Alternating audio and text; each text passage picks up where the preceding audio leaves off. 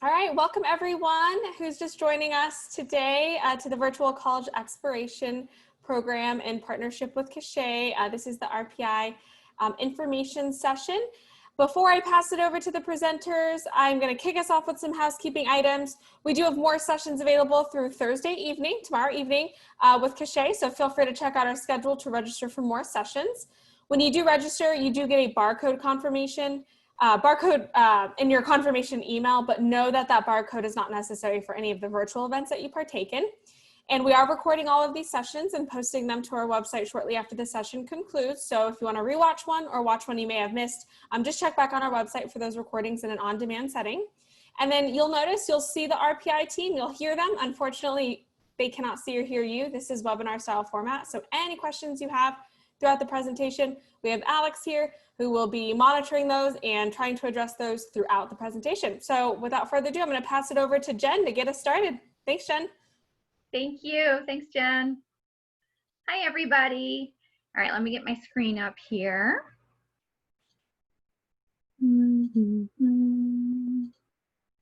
Okay, one more click and I'm right with you. My name's Jennifer Yeager, like Jen had said.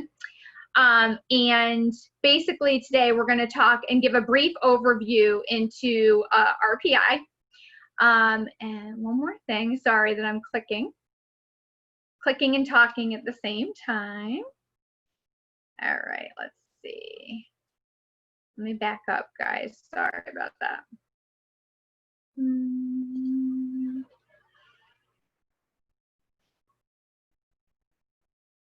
Okay, that's better. Again, I'm Jen Yeager. I'm one of the assistant directors of admissions at Rensselaer Polytechnic Institute, as is my colleague here. This is Alex, and she's going to be manning the Q&A.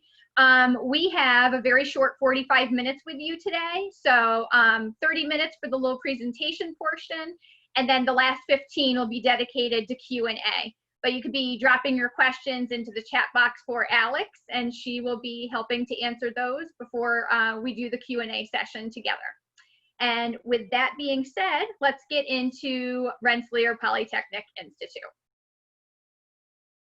So let's see, where did we start out? For history-wise, we were founded in 1824 by Stephen Van Rensselaer and Amos Eaton. We are a mid-sized research university, so for our purposes, that means 6,500 undergraduate students and then another 1,600 at the grad level. We are the first technological school in North America, and Rensselaer was also the first school in lab-based learning. So what is our goal? We are basically the oldest school in the North America for tech and lab learning. And we also have a goal to be the most knowledgeable and most modern tech school in the world, so that we have that dichotomy there. So how we're able to do that is through the application of engineering and STEM through math and science. And where are we? We are located in upstate New York. You can see some photos here of downtown Troy. We are located in the city of Troy. Troy is a small city of about 50,000 people strong, and we are in the capital region of upstate New York. So we team together Troy, Schenectady, and Albany, which is the capital of New York State. This is a great area for students. There's lots to do. We're very centrally located, and it's a short drive south to get to New York City. If you go east 3 hours, you can get to Boston. And if you want to go to Montreal, Canada, it's just 4 hours north. So lots to do for our students on the weekends. And if they want to hang around Troy, they have the option to do lots and lots of activities. The small city of Troy has lots. Famous for our farmers markets, which goes on year round. There's also tons and tons of restaurants and places to go out for a small city. So there's lots of activities for our students to do. And in addition to that, the entire area, we have 13 colleges, give or take, around the capital region. So the area itself does cater to college students. So where do we come from as far as alumni contributions? We are actually luckily coming up on our 200th anniversary, being established in 1824. So some of our notable alumni, we have, let's see, Peter Bolin, who designed the Apple Store in Manhattan, this beautiful glass one, and many thereafter. We also have the amazing George Lowe, who was a space pioneer and an engineer. He was the director of the Apollo space mission right at the time of the first lunar landing. Oopsie daisy. And sorry, resume show. I don't know what's happening with my screen, guys. We also have George Ferris. He was the inventor of the Ferris wheel. And then a little bit more recently, we have Carly Strife, who was class of 2008 at Rensselaer. She's the COO of Barking Company, and they put out Bark Box, which is treats and toys for dogs that come right to the house. And also speaking of alumni, we have here Commander Reed Weissman. He was actually able to Skype from the International Space Station while wearing his RPI t-shirt, by the way. So why not change the world indeed? Skyping from the International Space Station just shows just how far our students can go. So the new Polytechnic, you will see this all over our website. When you're able to come onto campus again, you'll be able to see it plastered all over campus. The new Polytechnic is a term that's coined by our current president, President Shirley Ann Jackson. She's actually the 18th president of Rensselaer. She just celebrated her 20th anniversary of being president. But the new Polytechnic basically says that the application of math and science is used for our students to make sure that they get an interdisciplinary education and to make them leaders in their field. This allows Rensselaer to be a very collaborative campus and allows students to, again, not just excel in their field, but become leaders in their industry. And that's kind of reflected through our Venn diagram that shows our 5 schools. These are very interdisciplinary schools: School of Architecture, School of Science, Lally School of Management, our School of Engineering, and then something we call HAAS, which is our Humanities, Arts, and Social Sciences.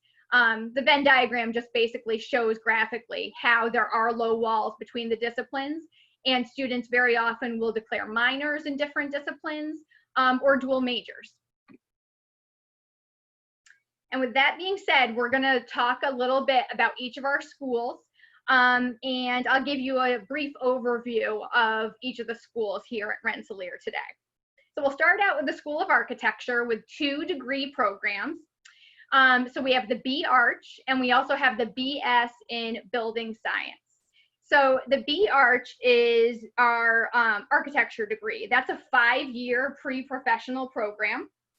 And that basically preps our students to be architects, get them ready for their apprenticeship, and also their licensing exam that will be coming up. And then we have the BS in Building Science. That bears a little bit more explanation. It's not as intuitive as saying, I'm going to be an architect. The BS in Building Science degree, again, a 4-year degree, that kind of focuses on the systems that are within a building, things like lighting and acoustics. And with the BS in Building Science, what would a student do with that? They might graduate and work in a consulting position in an architecture firm. This is like the business side of architecture. And students in this degree will still take studio classes, even though they're not getting a design degree per se. We talk here in the slide about CASE, which is the Center for Architecture, Science, and Ecology, which is located in Brooklyn, New York. So students can actually take advantage to go for a semester down to CASE in Brooklyn and study built ecologies, how they can be sure to be ecologically sound as they are looking at design. And it's a very popular thing for our students to do for a semester in our School of Architecture. We also talk about study abroad within the School of Architecture, because students across all 5 schools can study abroad for sure. It just so happens that the School of Architecture sends the most students to study abroad. Programs in India, Italy, China, and our newest program is in Japan. Moving right along, we have the School of Engineering. This is what RPI is known for and where we started out back in 1824. fun fact, back in 1824, it was either, they had civil engineering and that was it. But it's not the civil engineering you know today, construction of buildings and suspended bridges and things of that nature. Civil engineering was literally you were a military engineer or a civil engineer. So fun fact, use that at trivia sometime this week. School of Engineering is our biggest school. 55% of students at Rensselaer are going to be in engineering. We also have 11 different programs that our engineering students can choose from. Most popular right now are aeronautical engineering, biomedical engineering, and mechanical engineering. The thing that we like to stress across all of the schools, but in engineering as well, very immersive programs, multidisciplinary programs. Oftentimes students will pair dual degrees in 2 different types of engineering, or a type of engineering and a program in one of the other 5 schools. And as far as women in engineering, there's lots of different programs and supports to make sure that women can be successful in engineering. At Rensselaer, which is a STEM school, we have 32% female population amongst our student body, which is well ahead of the national average, which is usually 21% females at the selective STEM school. So the School of Humanities, Arts, and Social Sciences, we refer to that as HAAS for short. So this is going to be a little bit different than a liberal arts degree at a liberal arts college. Since we are a STEM school, we're always going to have that technological spin. So we have a number of programs offered for HAAS, and the newest program coming this fall is Biotechnology and Health Economics. So this basically gives students the chance to use analytic skills, which is a really big part of programming here at Rensselaer. They use those analytic skills to learn about the science of biotechnology within healthcare markets, hence the economics basis. There's really going to be a lot of need for these positions. There currently is, as you can imagine, given the current climate, you know, with STEM and healthcare and things of that nature. And the prospects just are going to go up and up from year to year. So the HAAS programs kind of look at design and communication along with social science, and then how technology is used to implement these programs. I should mention that regardless of program, all of our students will take 24 credits in HAAS as part of their graduation requirement, which is really great because a lot of times if you're an engineering student or doing heavy research in one of the sciences, it's nice to be able to take music classes for part of your schedule to kind of get away from the hard science, hard math, STEM kind of fields. And the next one is our Lally School of Management. This is our business school. Again, there's 2 degree programs here. You have the BS in Business and Management, and you also have the BS in Business Analytics. So what this basically means, BS in Business and Management, you can see the concentrations listed on the slide. And with the BS in Business and Management, excuse me for 1 second. Okay. BS in Business and Management is your traditional business programs with those concentrations. The BS in Business Analytics is a little bit more of the math and analytical side of business. So if you are looking at business analytics, you're going to be someone who's really good at math, really likes looking at quantitative skills and using them for data collection. There's really a big need for business analytics positions across the globe right now because businesses need to forecast the growing trends that are in marketing and businesses and things of that nature. We're really proud of the fact that our Lally School of Management is AACSB accredited, which less than 5% of business schools are. So we're really proud of that high degree accreditation. And then the School of Science, we also have the programs that are offered right here on this slide. 30% of students at Rensselaer are enrolled in the School of Science. And it seems pretty intuitive.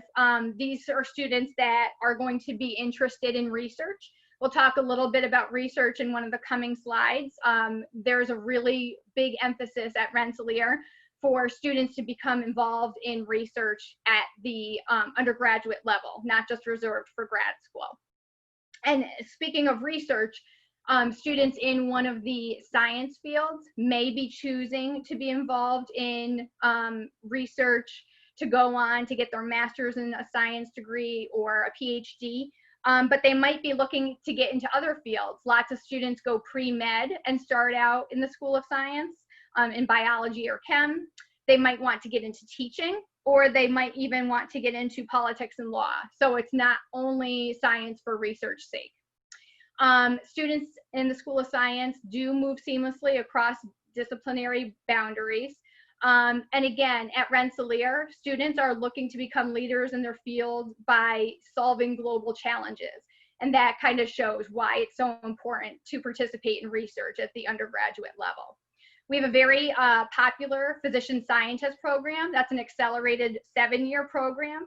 And that's a joint program with Albany Medical College. Students enrolled in that program do not have to take the MCATs. And then this is ITWS, or Information Technology and Web Science. This is a very unique program. Again, we're very happy and proud to have this at Rensselaer because we're one of the only ITWS programs in the entire world.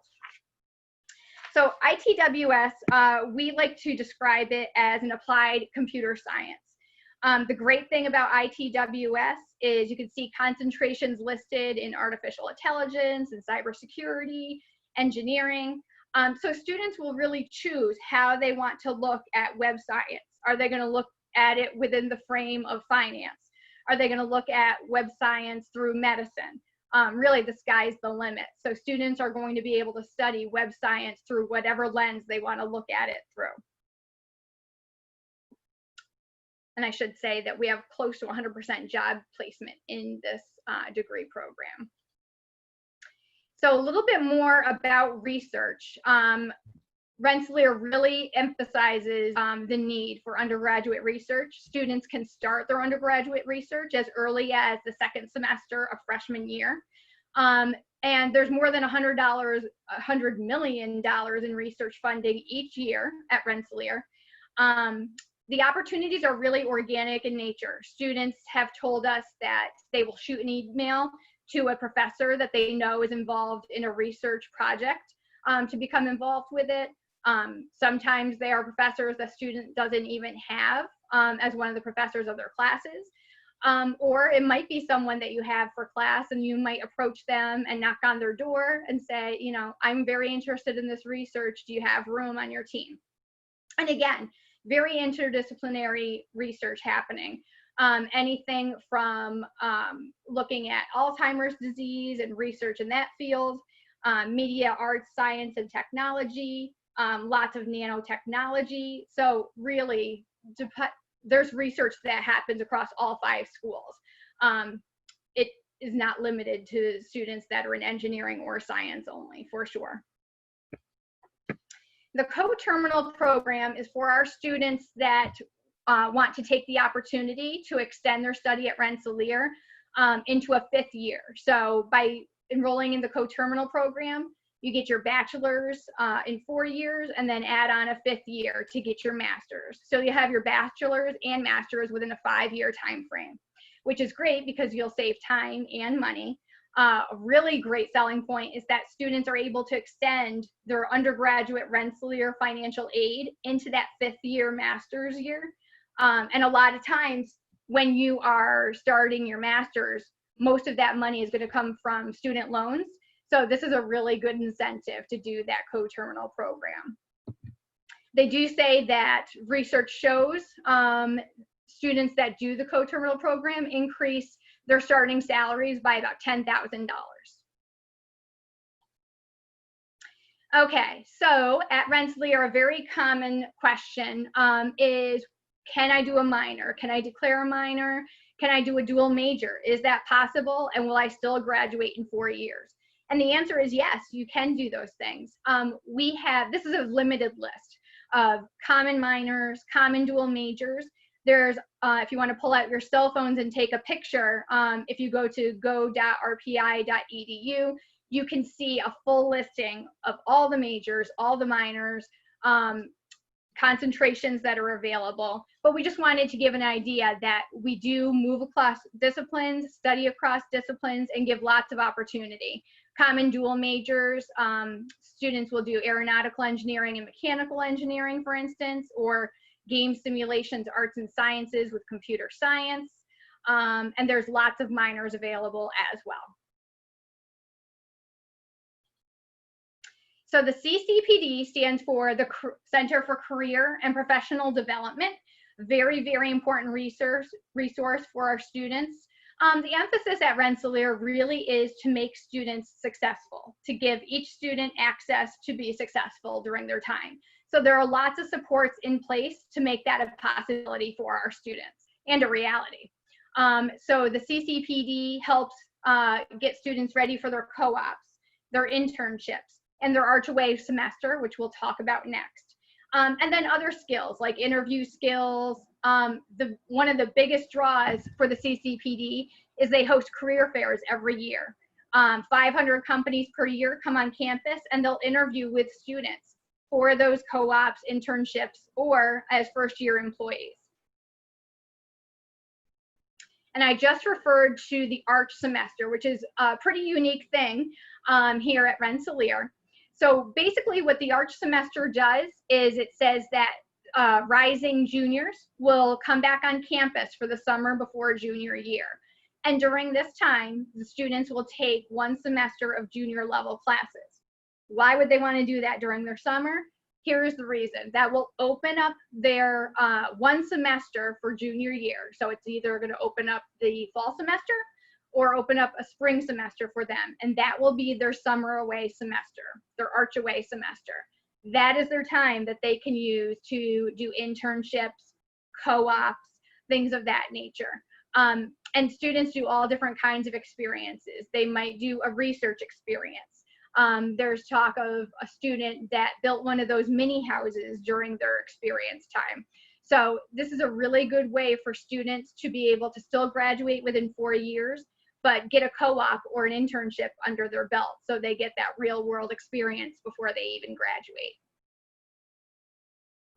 And then as far as graduation goes, this is a very brief outline of some of the places our students are going upon graduation. In addition to the businesses that are listed, you'll see the names of some other colleges. Those are listed because sometimes students choose not to do the Coterminal Program and stay with us at Rensselaer.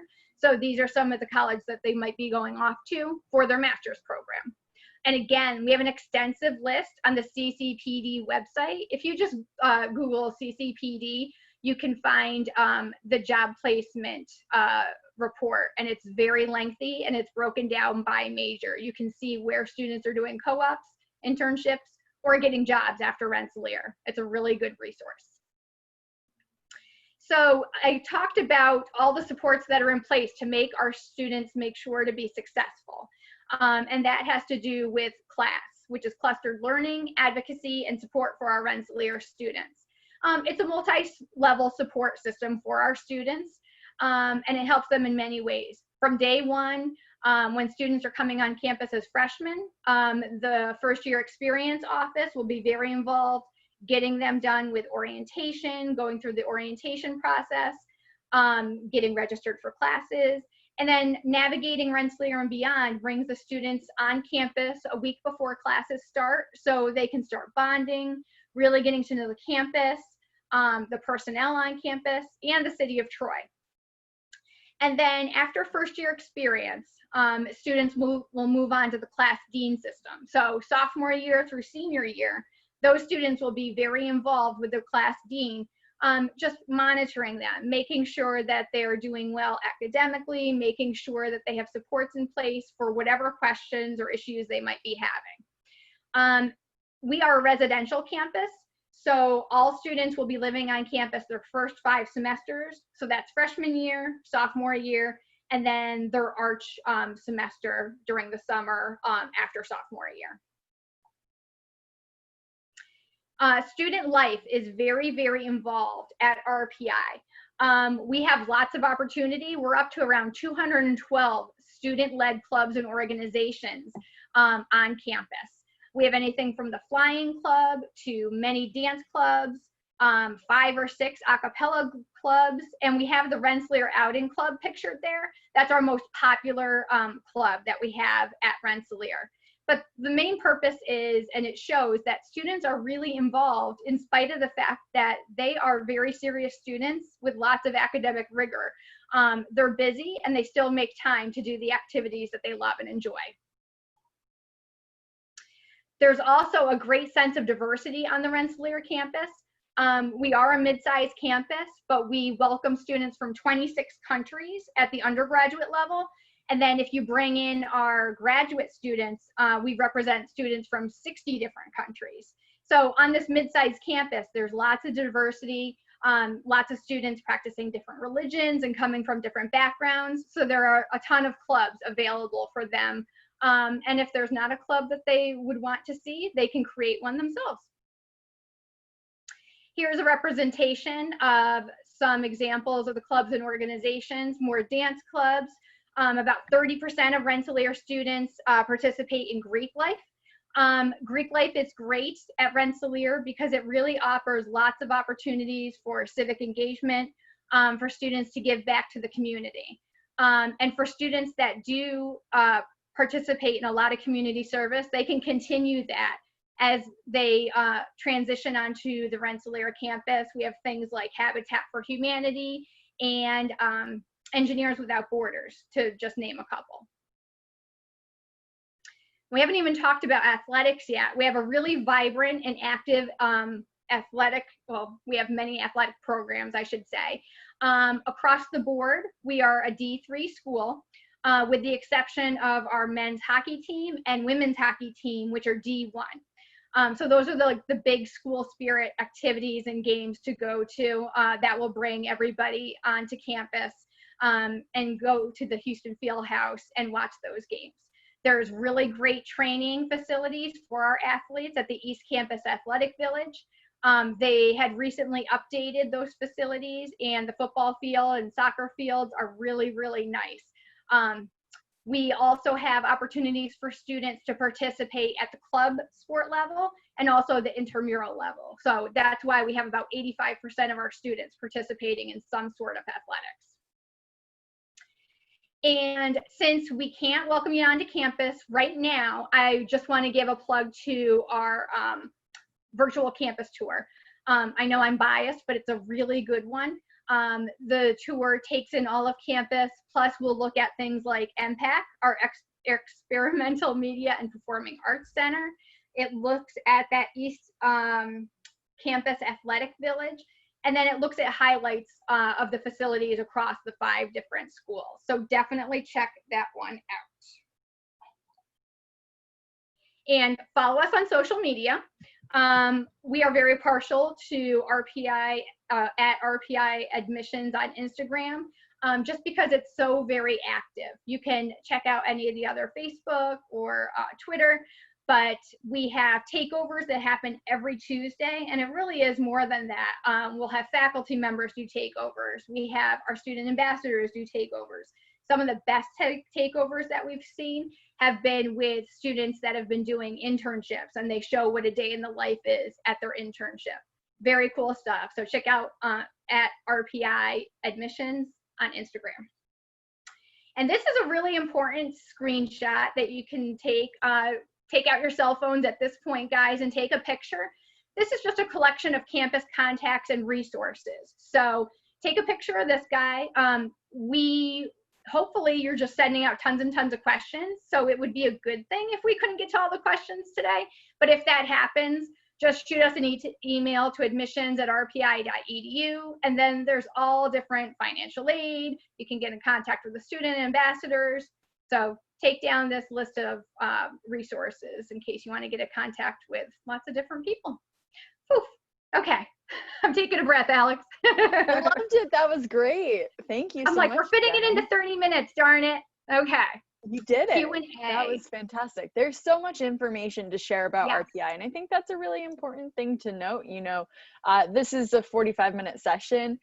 This is not all of the information that we could give you about RPI. So keep asking questions. We've had actually a bunch come in that I've already been through, but a whole bunch of students have sent in a lot. Actually, one pertinent one. Can you click back 2 slides and go to the link for the virtual tour? A couple were wondering if we could write that, or if we could leave that up longer. Oh, Awesome. okay. Yep. Yeah. And yeah, we have a bunch of great questions. So I have them pulled up here, and I'm just going to start going through them. And just another note, it looks like we will probably be able to get to everyone's questions, but if we don't, if we can't, if we get inundated, please know, those of you who are watching, we will be in touch with you after this. So we actually get the chat transcript, and we can go back and email you answers to your questions. So if we don't get to it, or if we don't know the answer to a question, we will definitely follow up with you. So without further ado, Jen, I think a really nice way to start out is this question. When do RPI students need to declare their majors? So they really have till the end of sophomore year, and it could go beyond that, but we always give that guideline, because if they declare by the end of sophomore year, then they're in a good position to still graduate within 4 years. And students will have to, sometimes they'll come in undeclared to RPI, sometimes they'll come in engineering undeclared or science undeclared. So they have a lot of options if they're not quite sure what direction they want to go into. Definitely. And I would just add, you know, we usually say middle to end of sophomore year, because that's how you stay on track. If you are fine going into a 5th year or 4.5 years and you want to declare after, then absolutely. But for the most part, if you're looking to graduate in 4 years, that sophomore year is the good cutoff to be in a safe position. For sure. All right. Oh, this is a good question. What's the difference between club and intramural sports? Is it just time commitment? Yes, time commitment. So you have varsity, obviously, huge time commitment. So then underneath that, you have the club sports. So they will still compete with different schools across like the northeastern states and things of that nature. So they'll travel a little bit. I think they practice like 2 to 3 times a week, something to that, depending on what sport it is.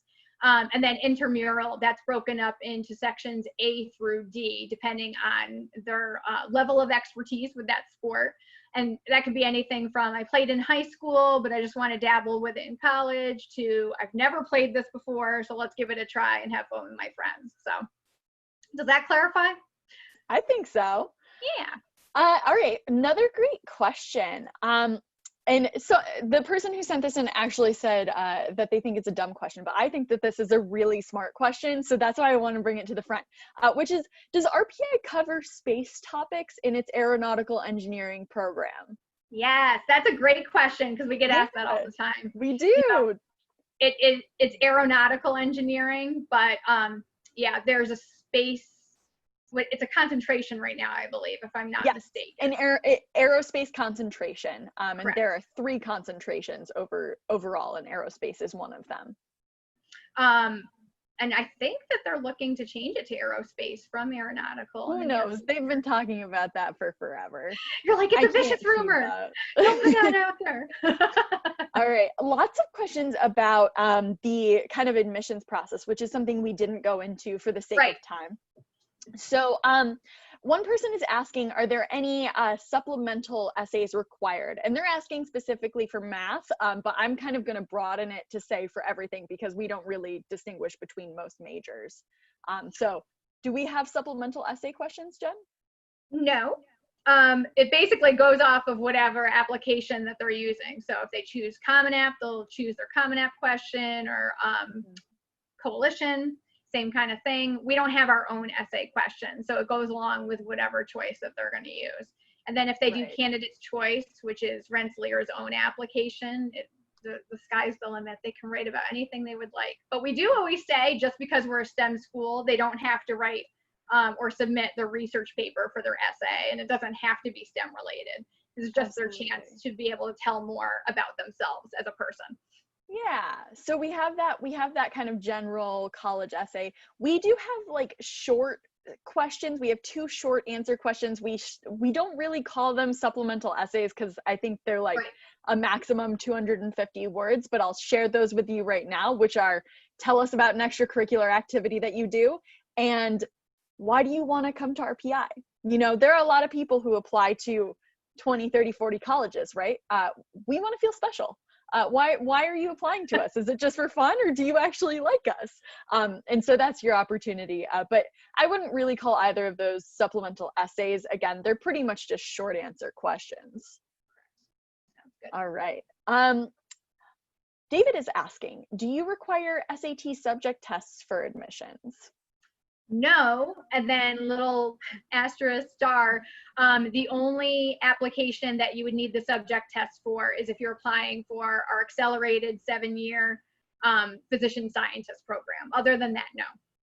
And this year for the accelerated physician scientist program, the subject tests are not actually required. If you've taken them, you should absolutely let us know and write down those scores, but they are not a full-on requirement anymore because we know that testing is kind of an issue this year. And speaking of testing being an issue, I think it is also important to note that RPI, for those of you who are applying this fall, RPI is test optional, which means that you do not have to submit the SAT or the ACT to be considered for admission. And if you do not submit either of those exams, it will not hurt you in the process, both in our admissions process or in the financial aid process. And that's really important, and a question that you should be asking all of your schools. We made this decision because we know the pandemic has made testing so difficult, and access is important, and we want you to be able to have that access to RPI regardless of whether you've had the opportunity to take the SAT or ACT. So it's your choice whether or not you submit those scores. Wow. Oh, so many questions coming in now. This is great. Oh, good. Okay. All right. Oh, this is a good one. Do you need to apply to a certain school or a certain major, or, you know, what are the options for applying? So we touched on this a little bit. I'll cycle back to the whole undeclared application, but you are not applying to the School of Engineering. You're not applying to the School of Science. You are applying directly to RPI. So if you get into Rensselaer, then you get into Rensselaer. You're not getting into Rensselaer, but not getting into humanities, arts, and social sciences, for instance. And then with that being said, you can also apply completely undeclared across the board. You can apply engineering undeclared. You can apply science, School of Science undeclared. I think that's all the options. So yeah. No, I was just going to say, we basically break it out into 3 options. You can apply to a major specifically, and if you apply to that major, you're either admitted to that major or not admitted to that major. You can apply undeclared to science, engineering, or humanities, arts, and social sciences. So you would go undeclared to that school, just like Jen was saying, or you can apply undeclared to RPI as a whole. It totally is up to you. We do not change the way we evaluate you based on what you apply to, and I think that's a really important point. I know that some schools have different requirements for different majors if you're applying to one major or a different one. At RPI, we want you to ultimately study what you want to study, right? And so sometimes 17-year-old you wants to study a certain thing that 18-year-old you looks back on and goes, why did I want to study that? And that usually requires a major change, or sometimes even a school change, right? And so our goal is to give you, you know, if you're admitted to RPI, whether you're admitted to a major or undeclared to a school, RPI is kind of your oyster, and you can choose your major as you wish. So if you apply to a major, you realize you hate it, we want you to change your major. So someone else was asking earlier, do you cap majors? No, we do not cap majors. If you want to be a part of a major, you should be a part of that major. Does that make sense? I think that makes sense. Yes, it did. That was a good answer. Good question. Can you live on campus for all 4 years? Yes, you're guaranteed your freshman and sophomore year. And then we do have juniors that live on campus, and we do have seniors that live on campus, keeping in mind that junior year for one of the semesters, you're going to be away doing your arch away. But we do have upperclassmen that live on campus. Just most of them choose to live off campus is all. Yeah. A bunch of questions coming in about specifics of clubs and activities. So I just want to say right now, we'll respond to all of those more specific questions via email. But if you're interested in learning more about clubs and activities, if you go to union.rpi.edu, that's a great place to start. So union.rpi.edu, you can see all of our clubs and different activities. Again, we'll dive into that more, but just for the sake of time, as I see those coming through. Our students, what's the process for applying for scholarships at RPI, both need-based and merit-based? So if they're doing merit-based, we'll start there because it's super easy. They have no separate application. So merit-based is going through their admission application. So there's nothing separate to submit. They're just going to look at their academics through the admission application. For need-based, that's where you have to do separate applications. So we require the FAFSA. And then after you fill out the FAFSA, you do need to fill out the CSS profile, which just takes like a deeper dive into the family finances and things of that nature. Yeah, that was pretty simple and easy. And another thing that made me think of is kind of the way that we describe the admissions and merit-based financial aid process. The word that we use and the word that you'll hear a lot, both at RPI and at other schools if they use this process, is called holistic review.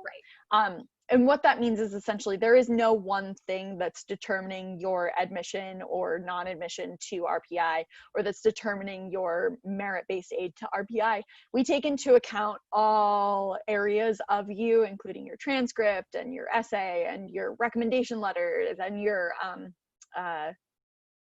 test scores sometimes if you submit them, and kind of all of that combined makes up you as a whole person, and then we make a decision on that.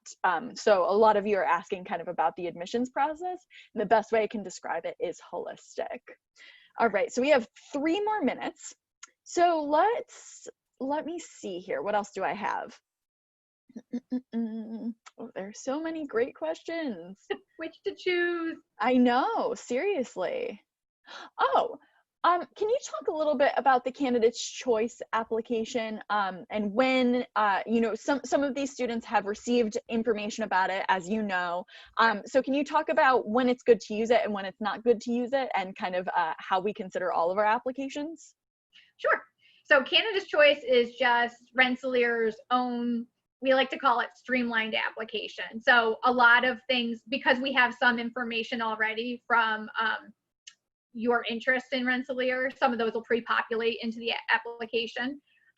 But if you are someone that knows that they want to go to RPI, they've known that for a long time, then you might want to do candidate's choice. Because if you are someone that's going to apply to 20 schools at once through Common App, then you obviously would not want to use candidate's choice for that purpose. The other thing is we do reach out and let students know that we have that option. We don't consider any one application over another. So whichever one works best for the student is best for us. So if they apply candidate choice, it doesn't give them like a boost through the admission process. What did I miss? I feel like I missed a point. That was great. Yeah, I think that is the most important thing to note when it comes to candidate's choice. That is one of your 3 options, and it is not considered advantageous over any of the other applications. So that's a really good summary, I think. All right. Oh, this is a really nice one, and this might be where we end. What makes RPI's engineering program, and maybe even broader, what makes RPI unique? And I think that everyone would give a different answer. So go for it. The thing that I take away right now is just the emphasis on collaboration across programs, across campus. Just the feel of campus is very collaborative. So students will work together very organically, like in the library. People that don't know each other will help each other. Something we didn't touch on are all the academic supports that we have in place for students through like mentoring programs and things like that. But the main thing is collaboration and making sure we give access for all our students to be successful, really is just something that's very special and unique to RPI. I love that. That was great. What do you think? Yeah, I mean, I would say overall, it's really the people who make our RPI what it is. I think that we have very curious individuals all across campus, and that really drives the culture here. But it is 3:45, which means we need to get out of here. There are a lot more questions. We are getting the chat transcript probably this evening. We will answer all of your questions via email over the next couple of days. So if we didn't get to them, don't worry. And without further ado, we'll turn it back over to Jen from Straussian. Thank you so much, everybody. Thanks for having us. Yes, and thank you so much to Alex and Jen for sharing their afternoon with us and all this valuable knowledge. As you exit the Zoom webinar, you will be taken to a quick survey. It's only 4 questions, so we'd love to hear your feedback. And as I mentioned in the beginning, we have more sessions through tomorrow evening with Cachet, and all of our recordings will be available on our website. So thanks again to RPI. Thanks to everyone. I hope everyone has a great morning, afternoon, evening, wherever you are. Thank you.